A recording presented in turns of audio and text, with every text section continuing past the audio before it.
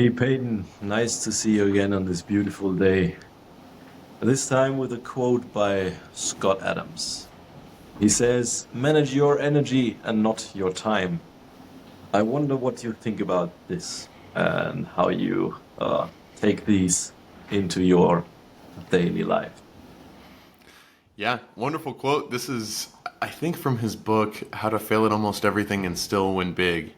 And from that book, which you had actually originally recommended to me that I'd read maybe 5 years ago now, something like that, this was the idea that stuck with me the most. And it's more and more relevant in our world as things progress and as the nature of what's rewarded in our work changes and shifts to prioritizing more and more quality, uniqueness, creativity, and as we've said many times, the rewards and returns from doing something that's truly great, it becomes more and more outsized, more asymmetric versus what we put into it. And also, of course, there's several other aspects beyond just quality that are impacted by the energy that we can bring to our work. There is, in fact, the quantity piece, where if we look at a day that we spend 10 hours, but our dopamine is low and we're slogging through our work and we're looking at where the to-do list shakes out, where the quality of the stuff we shakes out, and importantly, what I notice is, did I get done just the 25 easy things on this list and leave myself the five things that I actually didn't want to do that might be the most important things on the list, versus 8 hours of work where we're really in the flow, really in the zone. We're at our best energy. Our dopamine, our baseline dopamine is high, and we're able to have a sense of effortlessly leaning into our work and flowing through it without it feeling like it has a ton of friction or pain to us. And on those days, even when the actual quantity of hours is less going into it, I find personally that the quantity, let alone the quality, but even the quantity of work is far greater, because the time that I'm actually putting into it is not as interrupted by distractions within my mind, within thought, or distractions within the outside world, like pulling up my phone, or just the slowness that it takes to slodge through stuff when my energy is low, compared to the feeling of gliding through tasks, gliding through creation when my energy is at its best.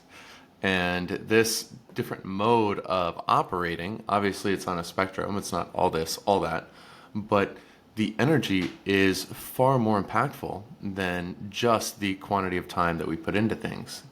Not only does it change the quality of the stuff that we create, which in certain things that are very leveraged is super, super important, actually. Something that's 95th percent good is way, way, way better than something that's 80th percent good, maybe by an order of magnitude or more, counterintuitively. But also our judgment is dramatically impacted by our energy. Our judgment is something where if we make a high quantity of bad judgment calls, we are not serving ourselves. The quantity does not ultimately serve us if the quality is not good on judgment. And judgment is something that oftentimes can be very leveraged for us. Sometimes not, sometimes yes. But when it is, when judgment is important, one of the most impactful factors that we can adjust as it relates to how good our decisions are going to be is the energy that we have, is the state of our mind. Is my mind swarming and swimming in thoughts and distraction and can't get straight anything, and is super emotional and getting absolutely upset about this molehill that I'm making into a mountain? Or am I able to step back in clearness, silence the mind, still the mind, and listen to what my intuition is calling me to do in this situation? Sometimes that way of being that produces the clearest judgment and the best results is effortlessly available to me when my energy is at its best, when my mind is at its healthiest, when my awareness is at its strongest. But sometimes it's totally not accessible to me. Sometimes I'm making a mountain out of a molehill. Sometimes I'm getting emotional about this one thing that just drives me crazy. or maybe my mind is just swimming in various associations and I can't get to the bottom of anything, and I lack a fundamental sense of clarity that I need in order to have good judgment on some of the things that are in front of me, especially some of those things that involve other people. Our judgment as it relates to our interactions with the people that we need to lead is dramatically impacted by the energy that we have. Am I able to stay in the flow and respond with awareness and flexibility to the situation that's in front of me, and intuitively, naturally allow the right answer to emerge from within? Or am I trying to rehearse and plan everything in advance because I'm too muddled and too twisted up in knots in order for the natural, correct response to flow? And a lot of times, energy is the common denominator in a lot of these things. And energy, speaking in broad strokes, of course, sometimes it takes the form of baseline dopamine being high or low. Sometimes it takes the form of my thoughts and the way that I'm feeling energetically within my mind, my moods, my emotions, my thought patterns, the health or lack thereof of the inner world. And sometimes energy incorporates my body and this physical state that I'm in, that obviously is the foundation of our emotions. And so energy is a broad topic, but the importance of energy really cannot be denied if we're trying to do something that's at all difficult in the world. And the impact that energy has is oftentimes hidden within every single day of what we're doing. When some days things feel effortlessly moving, some days momentum feels naturally at our back, some days our hand and our mind seems to gracefully glide through the things that we need to create, the judgments that we need to create, the interactions that we need to flow through. And sometimes it feels completely the opposite, like we're fighting against ourselves at every step. Like it's a trudge and a trudge and a trudge just to get through this next thing and this next thing. And we watch ourselves commit errors of judgment. We watch ourselves be less than we would hope in our interactions with others. And energy is such a common, all-pervading force in all of this, and such an important yet invisible force for us to manage from within. And that's a lot of how I'm seeing this play out, at least in my current phase. What about you? How do you think about energy, and perhaps why it's even more important than managing our time? Well, thanks for the overview. And you mentioned the quality of the things you get done in respect to the quantity of the things you get done. And in effect, I think both is really important. And both can be taken to tweak the knobs to optimize for certain outcomes. So obviously, you cannot get anything done if you don't plan any time for it.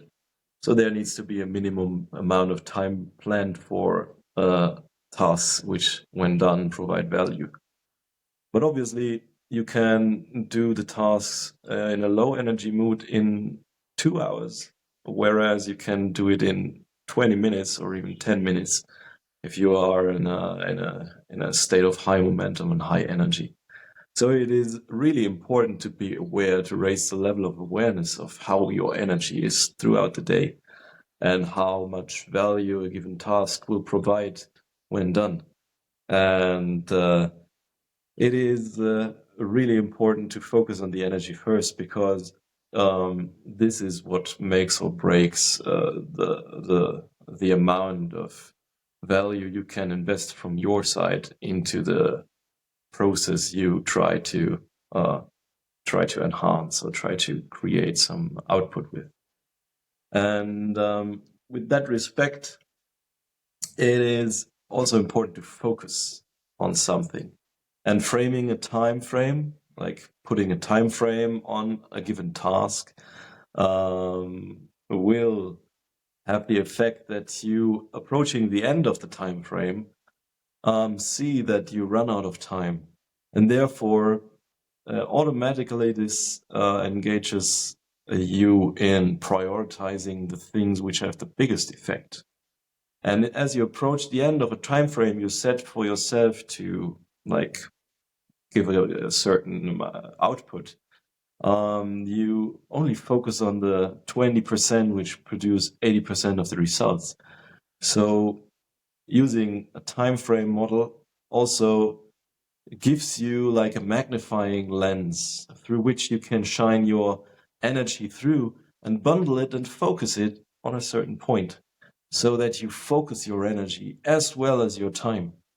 So in this regard, focus is the guiding measure of managing your energy and your time with the help of a time box. And that doesn't give you more time or take you more time, but it focuses your energy. So you put in the energy and it produces a result. So yes, I'm d'accord with that the energy part is more important in that regard, because there's some energy basics as well. We have a certain amount of energy throughout the day, and we have some momentum building up and so on. We can see it as a flywheel. In physics, we say that you can transform energy into each other. Potential energy can be transformed into movement, like kinetic energy, and that can be transformed to heat and so forth and back again. And as you can transform energy, you can also recognize that you are like the source of the energy you invest in given tasks. You are the source of the energy. You are the energy generator. You can take energy in different forms, like fuel for your body, sleep to regenerate, or even people around you which have a similar vibe like you. You can generate energy out of the resources around you. So putting yourself into the right kinds of environment also makes it more likely that you have more energy, just because you have more resources for the energy. You can generate energy to focus on a certain task and produce a certain outcome. This brings me to the point where I can say, okay, if you can generate energy, it is also important that you don't waste your energy, that you don't lose energy through unnecessary friction. You pose yourself into an environment where nobody understands you, and you have to invest so much energy in just getting understood a little bit, but nothing moves forward. Or you waste energy in when you distract yourself with too many things at once, where you don't have focus, so you scatter your light, so you cannot bundle the beam of energy to really burn something up and to really burn something through. So first, don't waste your energy. Don't ingest like chemicals which fog your head too much, or don't ingest foods which rob you of all your energy or which inflame your body. Therefore, just preserve your energy in that kind of way. And after that, you can generate energy. Put yourself together with friends who enhance your ideas, which motivate you. And ask yourself from time to time, what makes you come alive? And Peyton, what does make you come alive? Wonderful question. Yeah, and if I'm thinking about it, there are the circumstances, the conversations that leave you drained, and there's the circumstances, conversations, interactions, activities that leave you energized. And this what we're doing right at this moment is one of those activities that I've paid attention to before and after, and realized that, oh wow, at the end of this, I feel more energized than going into it. It had a negative energetic cost. And when I think about energy, the thing that really stands out to me, probably more than anything, in terms of a system that's going on within, that's kind of ruling this stuff, it is the dopamine system. And when I think about the dopamine system, I think about sort of waves that go crest, trough, crest, trough, crest, trough. And it is one of those systems that's self-correcting within the body. Our system is always recalibrating toward homeostasis or toward balance, or however you want to look at it. And so the decisions that we make involving the dopamine system have almost a counterintuitive actual net effect on our energy. And it's really important to understand this because, in my opinion, this is one of the largest blind spots that's costing people energy on a prolonged basis, many people for their whole lives. And this concept is that when we spike and dopamine is the molecule of desire, the molecule of motivation, the molecule of I want to go out and get this thing. And so it is what historically has motivated us to go get food, to go learn stuff, to go find shelter, to go have sex, to do all these things that our bodies need us to want to do in order that our species was able to survive and that this organism was able to make it long enough to pass on its genes and hopefully ensure that its next generation was also in a position to do the same. And so dopamine is the molecule of desire. It's what motivates us. And so we want to use and understand our dopamine system with some intentionality because that's what's really ruling a lot of what goes into our energy. And when we think about dopamine, what do we ultimately want? We don't ultimately want to find really good sources of spikes, which is actually what we're oftentimes tempted to do. And so sources of dopamine spikes might be a cigarette, might be porn, might be a lot of the addictive things that like social media, things on our phones, dating apps. They could be gambling. They could be a lot of these things, drinking included, that many of us are strongly compelled to do, that many of us find really appealing, especially at first when we're considering the direct effect of this immediately and not necessarily the second order consequences.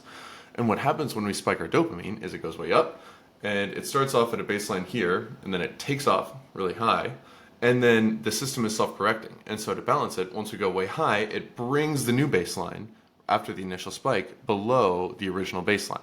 So then we have a low baseline dopamine level and we are less motivated, we have less energy that we're able to do stuff with. And so, for example, I noticed a couple years ago, I had decided that the time that I was going to use dating apps was only going to be on my lunch break. And so I did that. And after about a week, I was paying attention. I realized, holy shit, I can't do anything my first hour or two after lunch. And I realized this activity that I'm doing on my lunch break is tanking my baseline dopamine. It's a spike of dopamine then, and it leaves me with a diminished, depleted dopamine system. I have no energy, and so that's why I'm not getting anything done. And so I cut it out during the workday.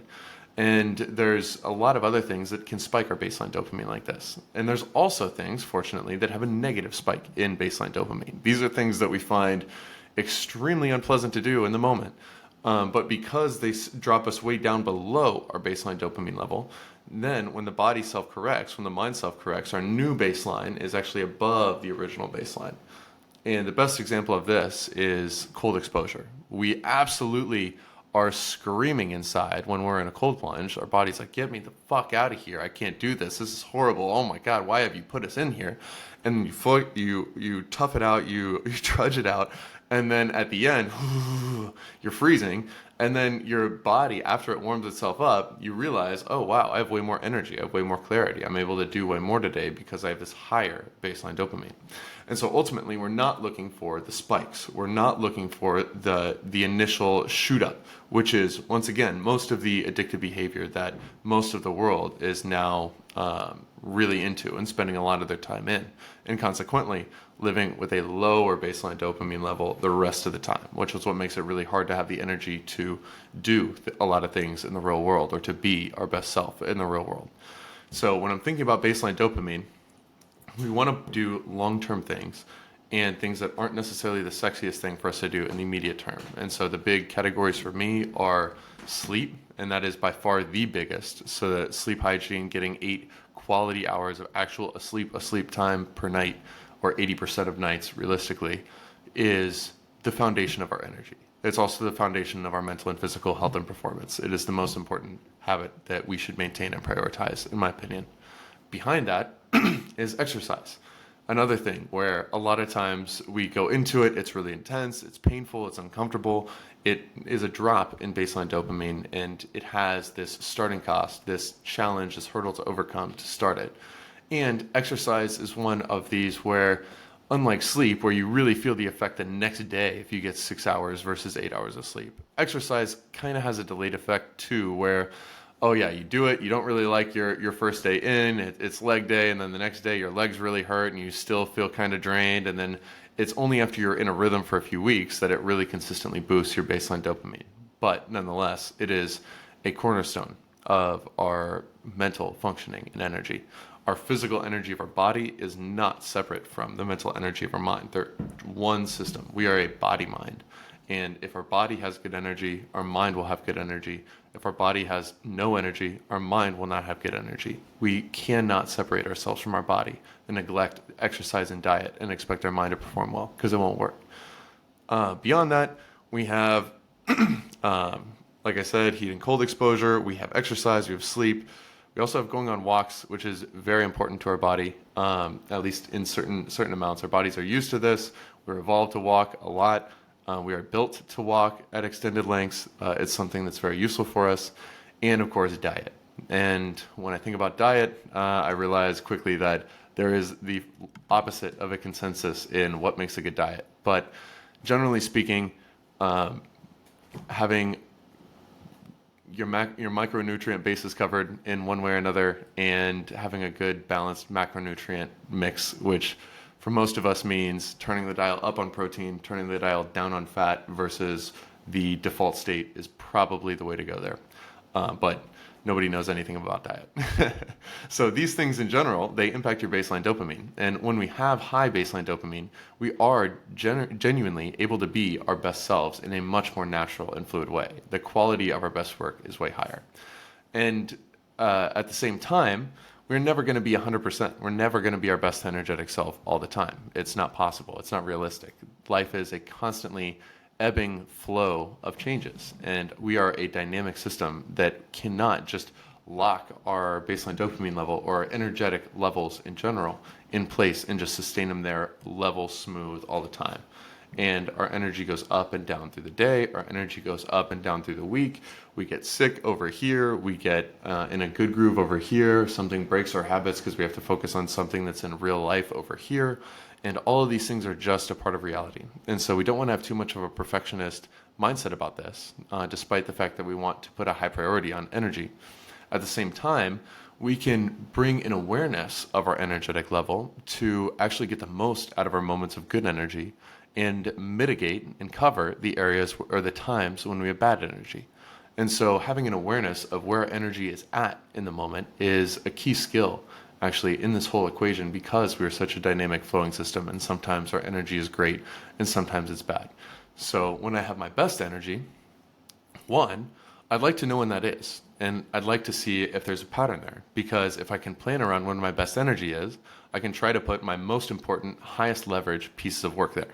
And so for me, it's maybe from 9 a.m. to 11 a.m., and it's when I have no interruptions, when I have good sleep the night before, when my body and mind is feeling good. I can get into a flow state and create by far my best work. I can come up with good judgments. I can come up with creative ideas. I can solve problems that are genuinely hard to solve. And so from 9 to 11, I better not be making phone calls. I better not be texting people. I better not be answering my emails. I better not be doing a ton of the low value stuff, paying bills, doing admin work.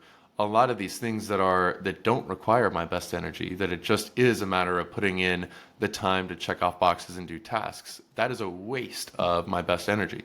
And so when my energy is low, on the other hand, I don't want to try to force myself to create a new website design or to come up with really difficult, sophisticated, precise copywriting, or to build a new system from scratch and to try to have a vision for something that's genuinely really hard to do, that requires my absolute best thought. In the moments when my energy is low, that's when I do want to go just check off these boxes that just need checked off. Do the hygiene of my work, which is answer my emails, pay my bills, do admin stuff, get organized, and run my errands, etc., etc. Those are things to do when my energy is low. And so paying attention to where our energy is at, we realize that, okay, I can invest these 8 best hours of my week into the highest leverage stuff, get really good results, and fully squeeze the juice out of that great opportunity of good energy and flow. And then in my moments where I notice, like, oh man, I kind of feel a brain fog, like, oh man, I really am not working with my best mind right now, that's when I can just trudge through the easy shit that I could do in any state of mind, but just needs done. And so, actually, paying attention, being aware of our energy, and using it at its highest and best use in this moment is a core skill that goes along with all of this. Because the reality is, even if we prioritize this, we're never going to be 100% because we're literally animals and we're living in real life and we're in complex systems and there's tons of outside impacts on our energy as well as inside impacts. And on top of this, even if we have the best intentions, we're going to be very imperfect about this. Sometime I'm going to intend to go to bed at a certain time and I'm going to get distracted and it's going to be later. And so my energy is going to be lower the next day. That's just reality. And so a lot of these things, we do have to learn to push where we can, manipulate these factors where we can to the best of our abilities to an extent with a sense of flexibility. And at the same time, we need to be reactive or responsive and aware of where energy is at and intentional about if we have this greatest resource ever, which is an ability to be our best self at our best energy. Let's put that towards its highest and best, most leveraged uses, and let's be aware and ready to do that. And let's manipulate our calendar and our schedule in a way that allows daylight and flexibility in the times when we know we're likely to be at our best. And then, when we're at our worst, let's cover. Let's not go into this hard, difficult conversation that we need to just nail absolutely perfectly. Let's not try to do something where it's only about the quality, not at all about just getting it done, and an 80 percentile result is worse than nothing because it only is good if it's 99th percentile. Let's instead do the things that we can do at any energetic state that we just got to get done when we're at our low energy. So this is a little bit about kind of strategy associated with energy, how we can try to turn the dials, but also just an understanding that we can't be omnipotent and perfect as it relates to this. And so working around ourselves is a core skill as it relates to energy. What do you think about these things and the degree to which it is within and without of our control and kind of what to do about it? Yeah, man, it's some great strategies you pointed out here, especially prioritizing sleep over everything. Like making sure that you do some proper sleep hygiene, that you get the proper amount of sleep and also the proper quality of deep sleep. And that, in effect, will increase your judgment the next day. You know, the worst days you have are the days where you couldn't put in too much sleep, where you woke up like depleted and not re-energized and had to do some hard shit. And those days, you probably tend to misjudge your current situation to a very high degree. You think life's shit, you don't feel well, you think you should like course correct everything and then question everything, doubt everything. So avoiding a lack of sleep is probably the number one priority you should have when your energy is important to you. After that comes for sure eating the right foods, like also avoiding the wrong kinds of foods. Your body knows if you pay attention to it. Your body knows which kinds of food will inflame you. For me, it's like milk proteins that will inflame me, and I don't feel well after them. So I just leave them out. Or if I eat a big pizza at lunch, then I'm totally wasted the next 3 hours. So I avoid that. So it's about avoiding putting the wrong stuff into your mouth and not chewing on them. And then second is like putting the right stuff into your mouth, light stuff, things that give you fuel and energy, and also healthy macronutrients and so on.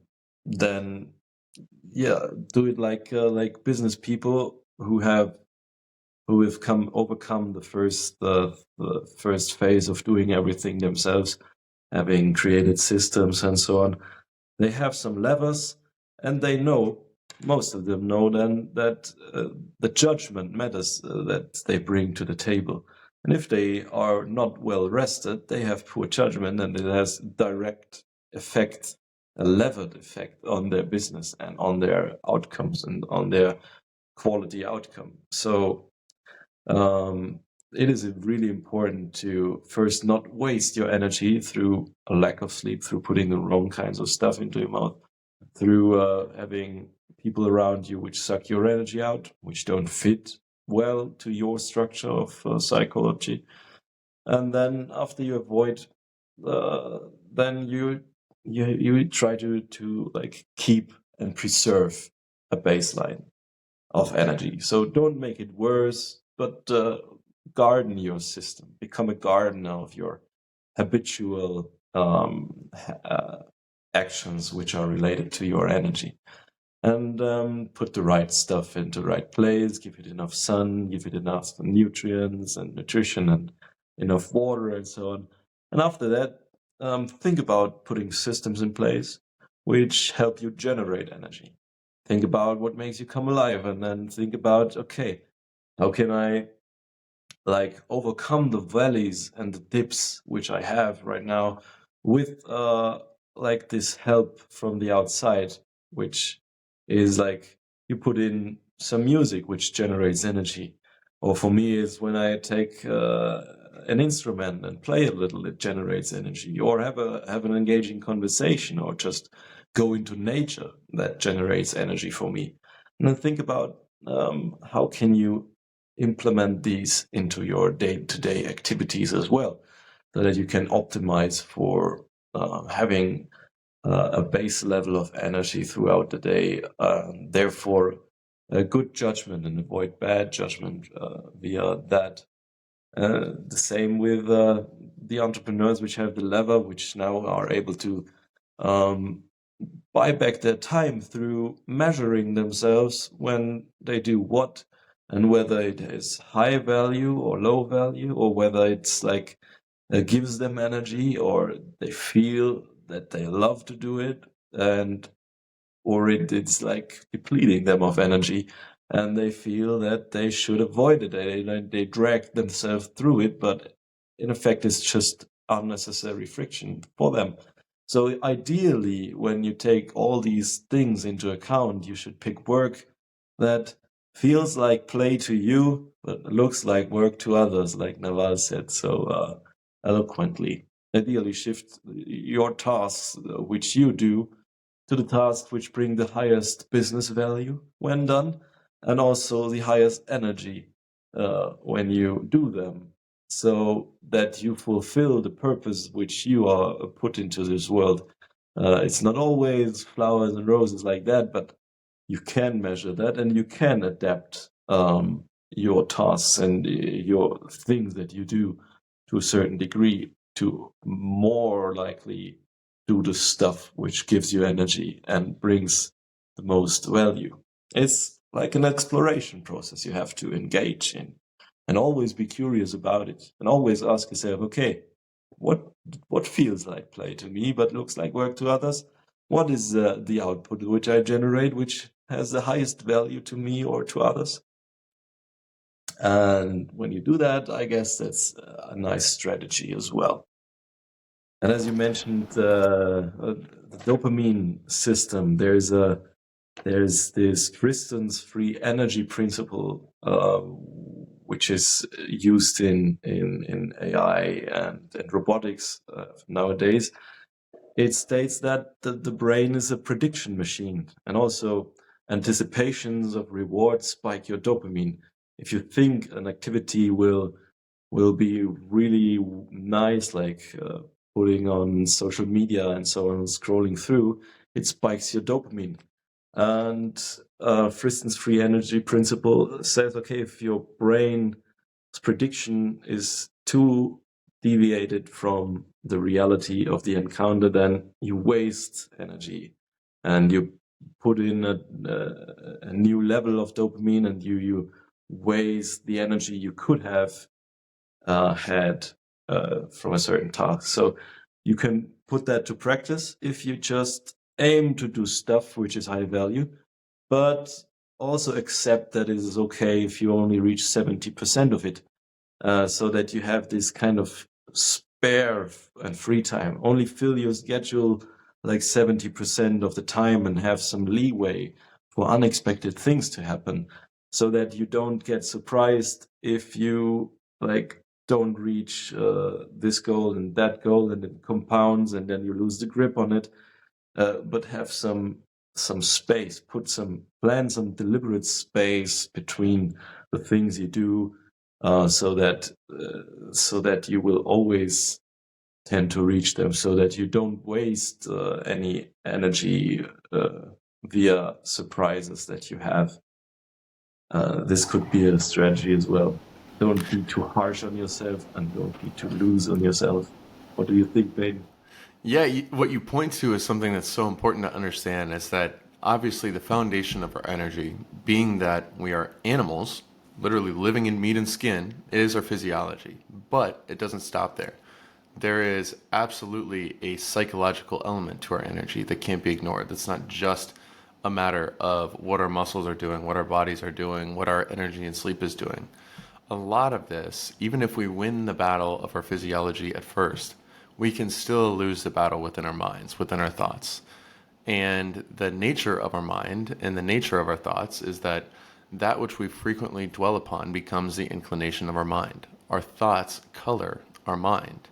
When we think about things over and over and over, those habits become so ingrained and so natural, which is important because our thoughts absolutely can sap us of our energy. Even if we have all the conditions in which to have good energy there for us, thoughts can make 100% of the difference and flip that balance to negative. It happens all the time in everybody, and myself included in my experience. And when I think about thoughts that take away our energy, a lot of times it's thoughts that, kind of like we were talking about with some of the external dopamine habits that give you a spike and then lead to a trough afterwards, many patterns of thought have the same thing. Anger, for example, has, as they say, a poisoned root and a honeyed tip. At first, it spikes our dopamine to feel indignant. Oh, I'm right, this person's wrong. And there's some delight, or there's some satisfaction, I would say, that we get from the feeling of anger. But when we pay attention to what it is actually like when we spend all day in anger, we see that it sucks away all of our energy. It is horrible for us. It is horrible for our energy. Even if I'm angry at somebody that is not in my circumstance right now, that I know that I won't run into today, if I'm spending all day ruminating in how pissed off I am at this person, or this diatribe in my mind in which I'm going to dunk on this person in an imaginary conversation that hasn't happened yet, or all the ways that I'm right and they're wrong, and look at how I'm going to win and they're going to lose, and blah, blah, blah, I am holding on to a hot coal ready to throw it at them. I am harming myself only. I'm harming myself only. And the way that this happens, the field on which this plays out, is an energetic one. If we are consumed by anger, we are wasting our energy. If we are consumed by desire, actually, we are wasting our energy, which is core, in fact, to the dopamine system. Like you pointed out, when we have a strong craving for something, when we feel this spike in dopamine, it does, just like when I smoke a cigarette and it spikes my dopamine and leads to a trough afterwards. It is that way just within our mind. If I have a lustful thought that I dwell on for 30 seconds, I'll experience a spike in dopamine when I'm thinking about that desire. And then once it's done, my baseline dopamine level will be lower than it was when I began, just from a thought. Just from a thought. The same thing happens with anger. The same thing happens with greed. The same thing happens with all forms of desire and ill will and aversion. Resistance is also like this, but in a bit of a different way, where we don't necessarily experience that initial spike. But nonetheless, we are pouring our energy into a futile effort to change the nature of reality, to resist what is in this moment. If we are fundamentally opposed to the actuality in which we find ourselves, we are just flexing, tensed up, and resisting something that cannot be resisted. Resistance to reality is futile. Resistance to this present moment is futile. And all of these things are bad enough if they're done a little bit on their own. But the core nature of these afflictive emotions, of these recursive thoughts, of these self-reinforcing thoughts, is to reinforce and grow themselves when we dwell upon them. And so this is the area where energy a lot of times is lost for people, where they go to the gym, they sleep at night, they have a decent diet, maybe they're doing some of these habits that are helpful for their health, they're going on a walk in the middle of every day, they're getting some sunlight first thing in the morning, they're doing a lot of things right. And I'm speaking of myself sometimes. And then after doing all of these, laying the groundwork for good energy with our physiology, you can still completely lose that battle energetically within the mind if we are not disciplined and aware of our thoughts. If I'm consumed all week by things that I want that I don't have, if I'm absolutely dwelling in desire, then I am wasting my energy on that. I am not being fully present and fully doing what I'm here doing. And the irony is that if I waste my energy in this desire of stuff that I want that I don't have, then I am sapping my energy. And the fact that my energy is sapped makes it far less likely that I will be able to manifest and materialize those things that I desire. I am so much better off orienting myself, having an intention, accepting that intention, knowing that intention and being aware of that intention, realizing the causes that will lead to the effects that I'm looking to bring about, and then just to flow and accept that things will or will not happen on whatever timeline they do or don't happen on. And I'm going to stay aware and responsive to what's going on. I'm going to pour my energy into what's here right now in front of me. But if I am just dwelling on craving for something that I do not have, then I am totally getting in my own way.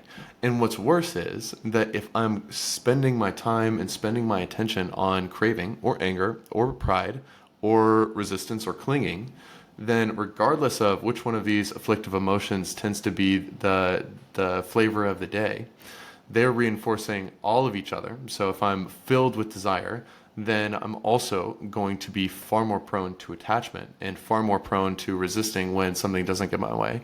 I'm going to be far more wrapped up around how this involves me.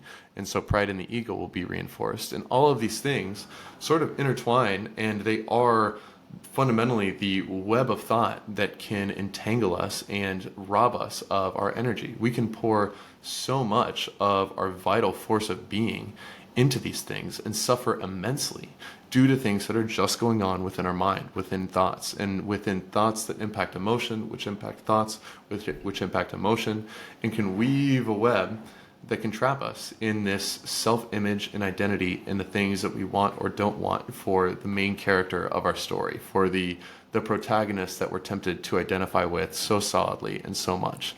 And so this is what I would consider the final frontier of energy management, which is our inner world. These things that, unlike a cigarette, where I can watch myself walk to the convenience store, purchase a pack of cigarettes, pull out my credit card, put it in the machine, receive the pack of cigarettes, go to a lighter, pull a cigarette out of the box, put it in my mouth, and then light it. A lot of steps in which I can be aware of what's going on and get in the way and break that chain and stop the causes that lead to the effects that I don't want. Within thought, in my opinion, these causes are far more subtle. We can see and respond to what's going on in our life, and we can deceive ourselves into thinking that we're not slipping into desire, that I'm just realizing and understanding an intention. And the lines aren't so bright, they aren't so explicit, they aren't so obvious for me to see and just decide, oh, I am not going to say the words, I would like to buy this box of cigarettes. Instead, if it's within pride, if it's within desire, if it's anger, then these things are oftentimes temptations that we slip into and that we are in for hours or days without even realizing that we've made the mistake, without even being aware that we've made the mistake. And ultimately, the only way that we have any chance of not spending our entire life in this area of samsara that's draining us of our life force and causing us to be a worse version of ourselves, and ironically, entrenching itself in these habits because neurons that fire together wire together, that we are almost helpless without awareness to wake up and to realize that we're doing this and to admit to ourselves that we're doing this and to have any chance of stepping back and admitting to ourselves that, oh, I have just spent half of this week wanting stuff that I didn't have and I wasted half my energy on that. Oops, now I'm going to do something different. That's a really hard bridge to cross for most of us, myself included, because one, these things are self-reinforcing. Two, the longer we're on these trains, the more painful it is to rip off that Band-Aid and admit it to ourselves. And three, the more we're caught in these thoughts, the more it gets in the way of our awareness to begin with. It's the disease weakens the immune system. And the only counterbalancing force in that, graciously, is that we experience a lot of pain when we're caught up in these patterns of thought. And sometimes that pain is enough to get us to wake up and realize how we're making these mistakes over and over and over again. And so that is what I'll leave my thoughts with. And first, we must answer the physiology, but we cannot then fail to address the core dynamics that go on within our mind associated with thought and emotion that absolutely will undermine or enable our energy to be at the level that it's at. And so a lot of work for me to be done there. I can say that this is yet another week that I made many of these mistakes again. And this weekend has been a bit of recalibration and waking up to certain ones of these patterns and trying to set an intention to bring a wiser way of being that is more conducive with my best energy and not wasting it on some of these entrapments within our mind and within thought. Any thoughts from your end, man, on how the body, mind, and spirituality are all intertwined on this energetic journey that we're on? Yeah, only that I wish us for the upcoming week to not waste any energy through these futile approaches, that we may get enough sleep, get some good people around us, and have an environment which helps us in like keeping our energy and even generating our energy, helps us focusing so that we can do the stuff that feels like play to us, but looks like work to others. And may we explore and reflect upon our pain so that we may become a little bit wiser next week.